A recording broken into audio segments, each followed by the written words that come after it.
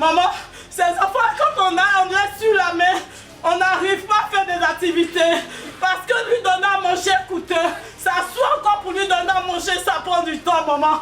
Mon enfant a 15 ans. Je le porte sur mes mains, maman.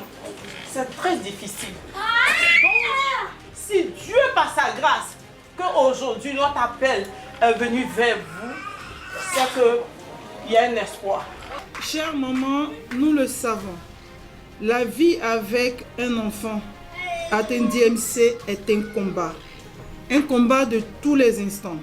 Non seulement pour les enfants, mais aussi pour les familles. Combien de fois les mamans ont dû choisir entre travailler et s'occuper de son enfant? Combien de fois les mamans ont vu partir le père sous prétexte que l'enfant était un enfant sorcier? Combien de fois la coutume a dû demander aux mères de laisser l'enfant au bord de la lagune parce que c'était un enfant serpent? Oui, chère maman, vos réalités, le gouvernement le vit avec vous. Et c'est la raison pour laquelle, pour l'année 2026, le choix a été porté sur vous et vos enfants. L'hôpital mère-enfant nous reçoit pour vous permettre et pour permettre à vos enfants, à nos enfants, de faire tranquillement et sans vous soucier de tout ce qui sera donné comme examen.